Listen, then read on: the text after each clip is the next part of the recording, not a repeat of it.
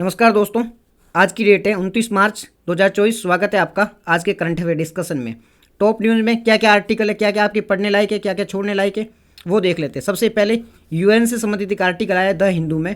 क्या आर्टिकल है कि यूएन ने अभी एक रेजुलेशन पारित किया जिसमें कहा है कि गाजा पट्टी में जो चल रहा है ना इजराइल के द्वारा, वो उसे रोक दिया जाना चाहिए, सीज फायर लगा देना चाहिए। तो ये आदेश है वो 14 मोटो से पारित हुआ है। क्या हुआ था, यूएन में एक रेजुलेशन गया था कि इजराइल के द्वारा जो गाजा पट्टी में किया जा रहा है उसे तुरंत रोक दिया जाना चाहिए। क्यों रोक दिया जाना चाहिए? इजराइल के द्वारा जब गाजा पट्टी पर अटैक किया गया था तो अब चारों ओर से गाजा पट्टी को ब्लॉक कर दिया है। गाजा पट्टी में इजरायली सेना है, यहाँ पर जो भी रसद वगैरह भी आ रहे थे, जो भी ट्रांसपोर्टेशन थी, पूरी तरह से इसे ब्लॉक कर दिया गया है। तो वहाँ की जो आम जनता है, आम लोग हैं, वो परेशान हो रहे हैं। तो इसे तुरंत ही कार्रवाई से रोक दिया जाना चाहिए।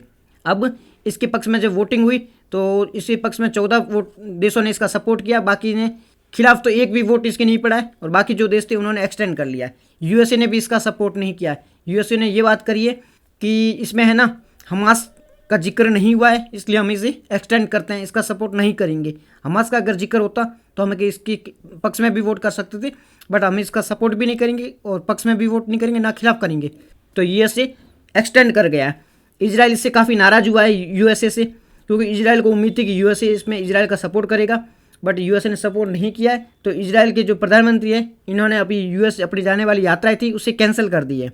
नेक्स्ट जो आर्टिकल है वो यूक्रेन ने भारत से मदद मांगी है। यूक्रेन के जो फाइनेंस मिनिस्टर है, इन्होंने भारत से मदद मांगी है।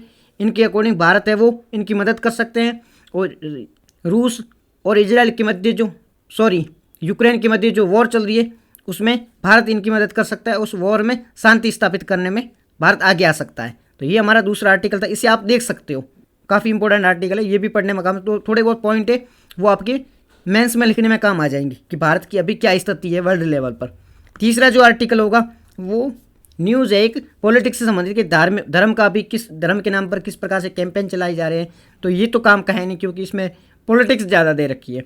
चौथा आर्टिकल काफ़ी इंपॉर्टेंट हो सकता है, ये ना डैम सेफ्टी का जो टॉपिक है उसे कवर करेगा, और ये डैम सेफ्टी एक्ट को भी कवर करेगा। तो ये काफ़ी है, मेंस की पर्सपेक्टिव से इंपॉर्टेंट है, इसे ज़रूर देखना। फिर सेमीकंडक्टर इंडस्ट्री से संबंधित है, ये भी मेंस के पर्सपेक्टिव से काफ़ी इंपॉर्टेंट आर्टिकल, इसे जरूर देखना।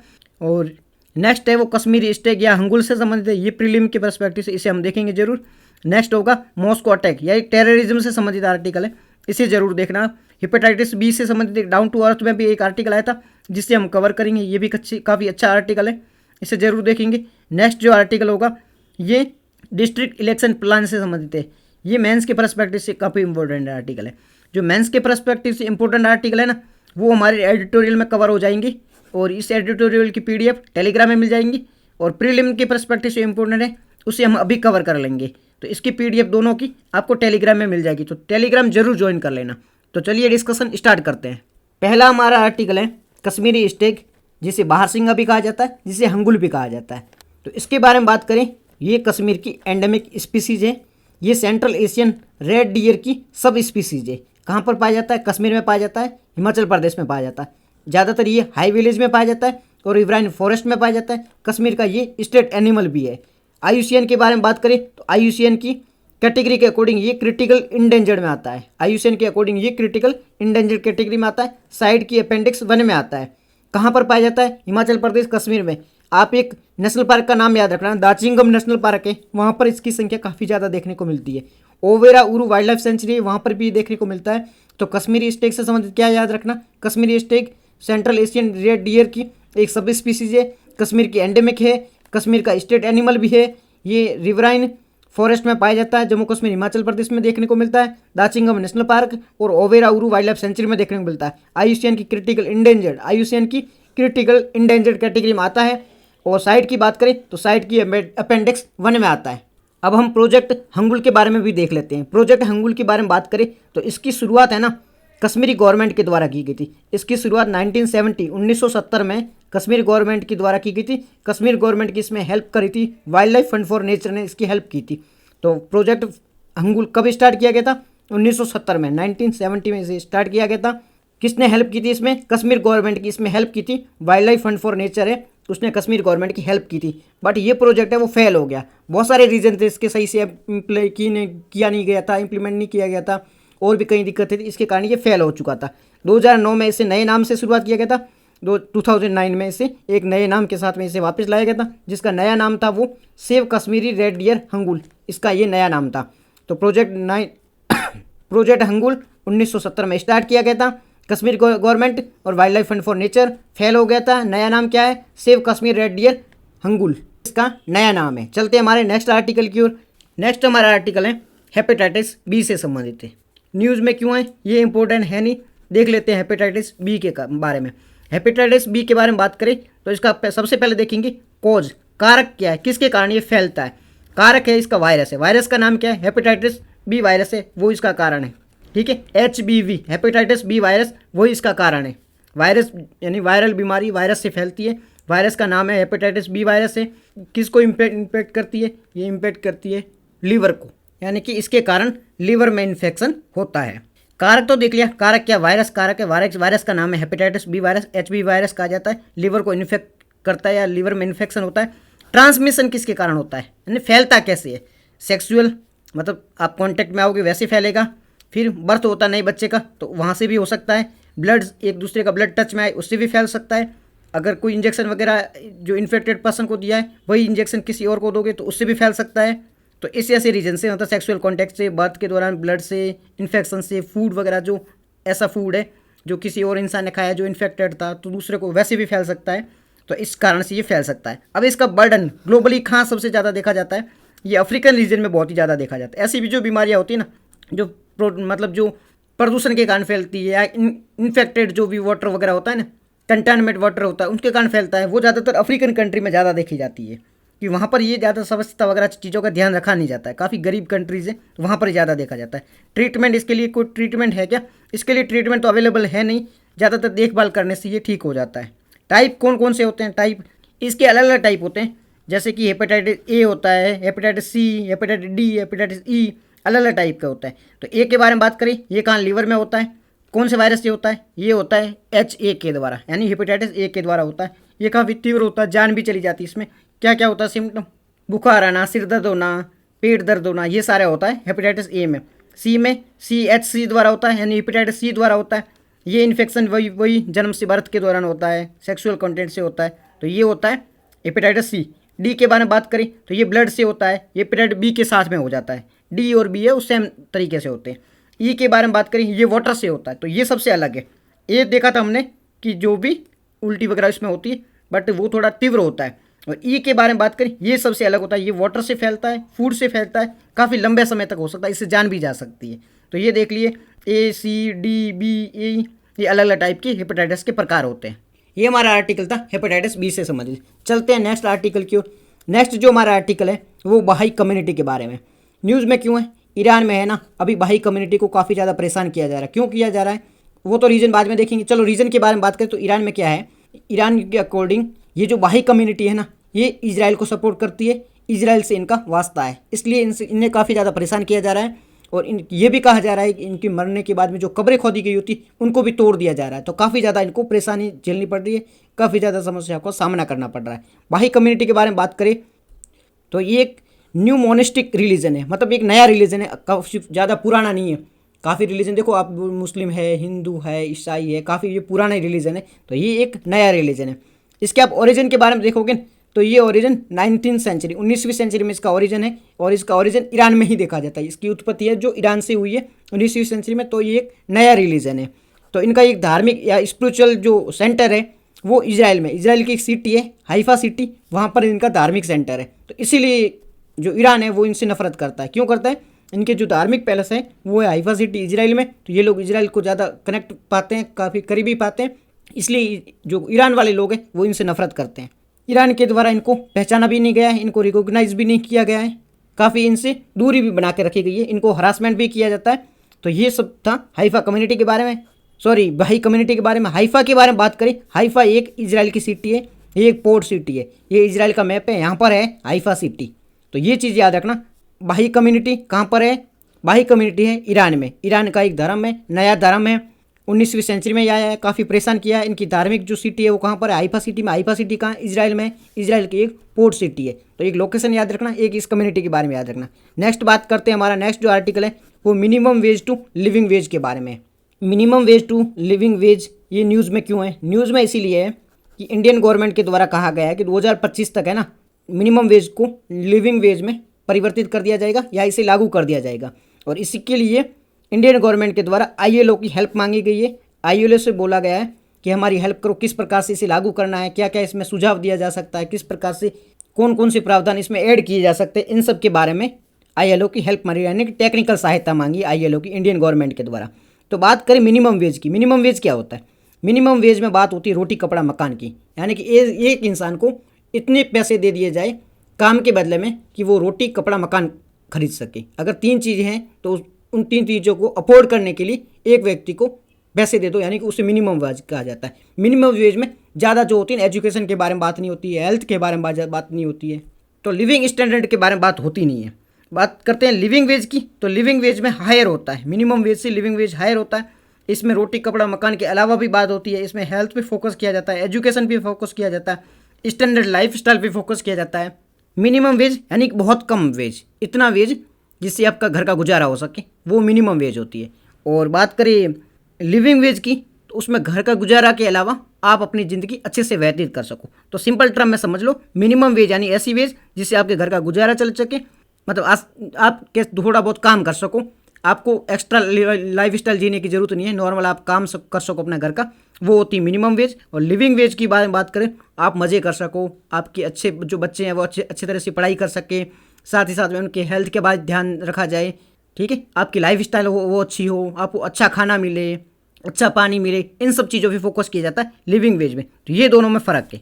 अभी भारत में मिनिमम वेज का प्रावधान है, लिविंग वेज का कोई प्रावधान नहीं है। भारत सरकार बात करती है किसी भी व्यक्ति को मिनिमम वेज तो जरूर दी जानी, बट अब नया टारगेट है कि मिनिमम वेज की जगह लिविंग वेज दी जानी चाहिए, ताकि जो मजदूर काम करते हैं तो उनको अच्छे से अपने जीवन यापन कर सके, उनको मजदूरी अच्छी मिले, उनकी इनकम सोर्स अच्छी हो, तो वो अपना लाइफ स्टाइल वो अच्छे से काम बिता सके, उनका जीवन यापन अच्छे से वो व्यतीत कर सके। तो ये लिविंग वेज से संबंधित कॉन्सेप्ट था। अब बात करते हैं ILO के बारे में। ILO का भी जिक्र हुआ इसमें, क्योंकि ILO से सपोर्ट मांगा गया है, इंटरनेशनल लेबर ऑर्गेनाइजेशन, कई बार हम जिक्र कर चुके हैं। इसकी स्थापना कब हुई थी? इसकी स्थापना हुई थी 1919 में इसकी स्थापना हुई थी। पहले वर्ल्ड वॉर के बाद में वर्साई संधि के तहत इसकी स्थापना की गई थी। काम क्या करता है? ये लेबर राइट को प्रोटेक्ट करने का काम करता है। ये एकमात्र ऐसी UN की एजेंसी है जो ट्राई पार्टी है, यानी 3 पक्ष है इसमें। 3 पक्ष कौन कौन से? गवर्नमेंट है, एम्प्लॉयर है जो रोजगार देते हैं, और वर्कर है। तीनों को साथ में मिलकर ये काम करती है। तो इसमें तीनों का रिप्रेजेंटेशन है, गवर्नमेंट का भी है, एम्प्लॉयर का भी और वर्कर का भी है। हेडक्वार्टर कहाँ है? जिनेवा में है। कितने मेंबर है? 187 इसके मेंबर है। इंडिया फाउंडिंग मेंबर है, इंडिया इसका फाउंडिंग मेंबर है। कौन कौन सी रिपोर्ट रिलीज करता है? ये काफ़ी इंपॉर्टेंट हो जाता है कि कौन सी ऑर्गेनाइजेशन कौन सी रिपोर्ट रिलीज करती है। तो ये ग्लोबल वेज रिपोर्ट रिलीज करती है।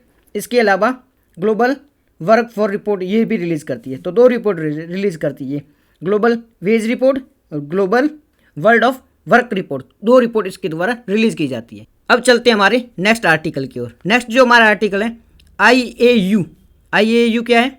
International astronomical unit. इसके द्वारा शिव शक्ति जो पॉइंट है उसको अप्रूवल दे दिया गया है। क्यों न्यूज़ में है? न्यूज़ में इसीलिए है कि चंद्रयान 3 इसमें जो विक्रम लैंडर था ना, वो जिस साइट पर लैंड किया था, यहाँ से लॉन्च किया गया था, वो चंद्रमा पे जाके जिस साइट पे ये लॉन्च हुआ था, जिस साइट पे जाके ये इसकी लैंडिंग हुई थी, उस साइट को नाम देना था। तो भारत सरकार के द्वारा उसका नाम दिया गया था शिव शक्ति पॉइंट। स्टेयू शिव शक्ति पॉइंट उसका नाम दिया गया था। तो ये भारत सरकार के द्वारा दिया गया था। तो ये रिक्वेस्ट भेजी जाती है IAU के पास में। IAU फाइनल डिसाइड करता है कि इस पॉइंट को क्या नाम दिया जाना है, क्या नहीं दिया जाना है। तो IAU ने अभी अप्रूवल दे दिया गया है कि जहाँ पर चंद्रयान 3 का विक्रम लैंडर लैंड किया था, जहाँ पर ये उतरा था, उस पॉइंट को अब नाम दिया जाएगा शिव शक्ति पॉइंट। स्टेयू शिव शक्ति पॉइंट उसका नाम दिया जाएगा। तो ये IAU ने अप्रूवल दे दिया है। अब बात कर लेते हैं इस पॉइंट के बारे में, कैसे नामकरण होता है, क्या होता है इसमें। तो देखो, हमारा पहला मून मिशन लॉन्च हुआ था, पहला चंद्रयान मिशन लॉन्च हुआ था फर्स्ट। ये कब हुआ था? 2008 में हुआ था।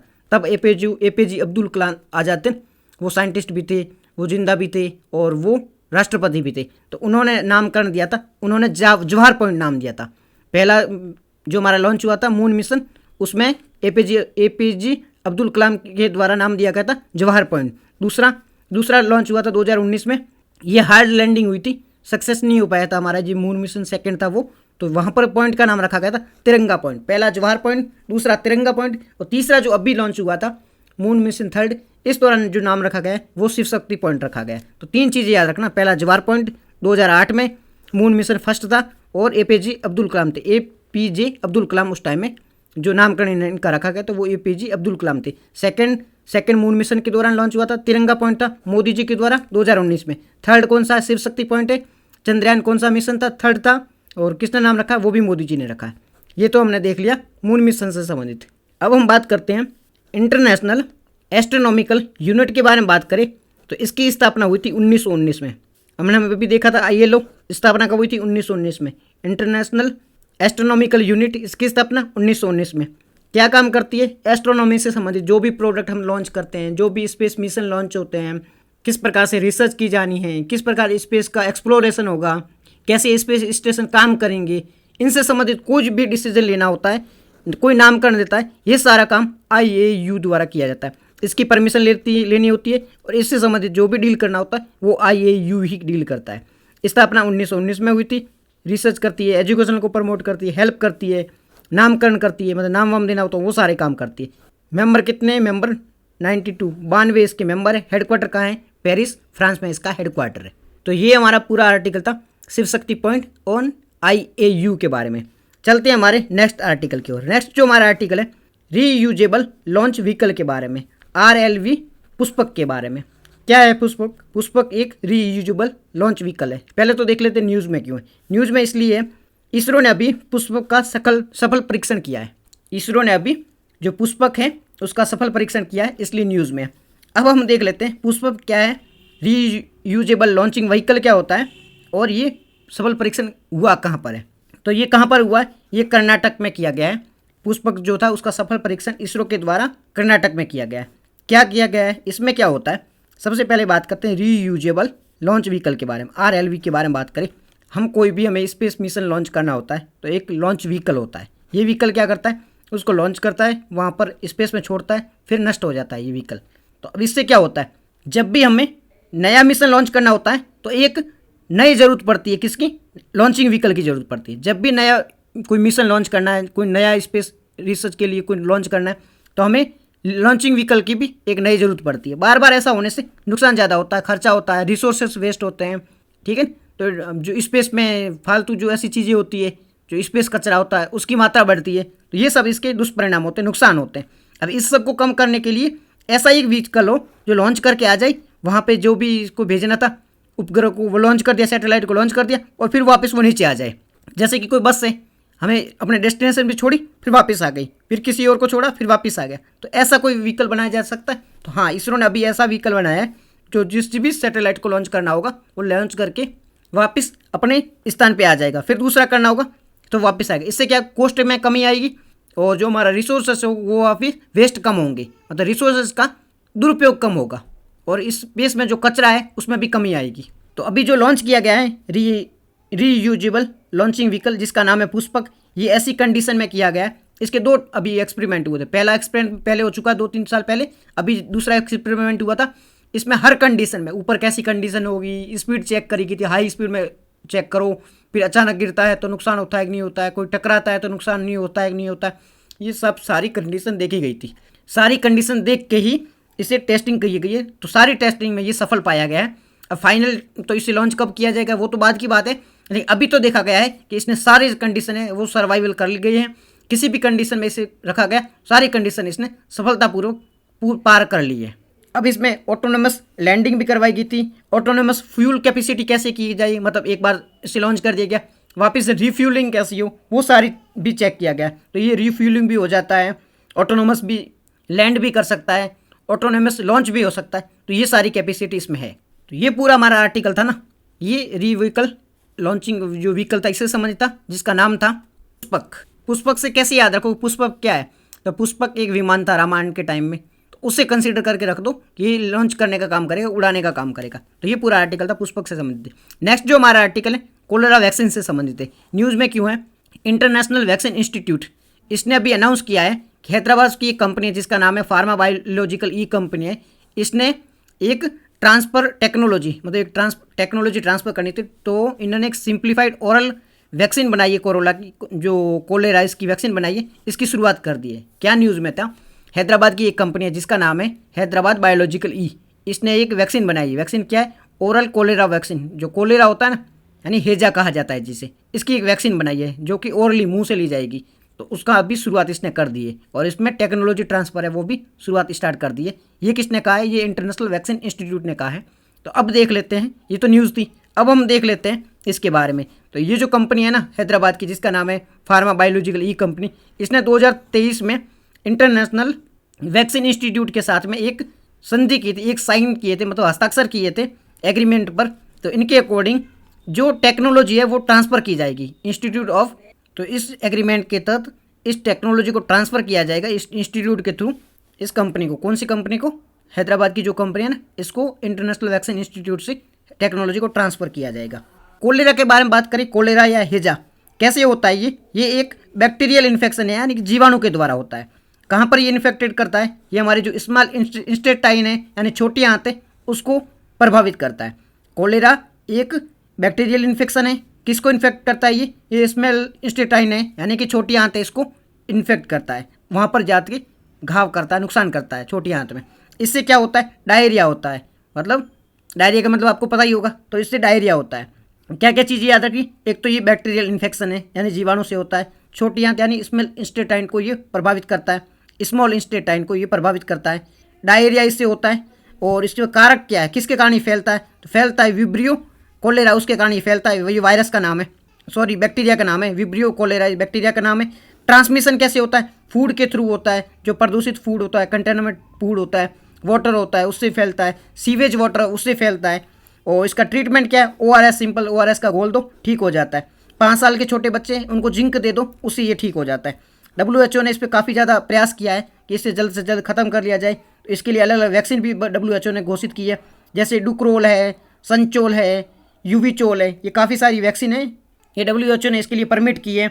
और इसके कंट्रोल का भी प्रयास किया जा रहा है। 2030 तक 20 देशों से इसे एलिमिनेट करने का टारगेट भी रखा गया है। तो ये हमारा पूरा आर्टिकल था कोलेरा वैक्सीन से संबंधित। कौन डेवलप कर रहा है? हैदराबाद की एक कंपनी है, उसे डेवलप कर रही है। तो आज की डिस्कशन में इतना ही था।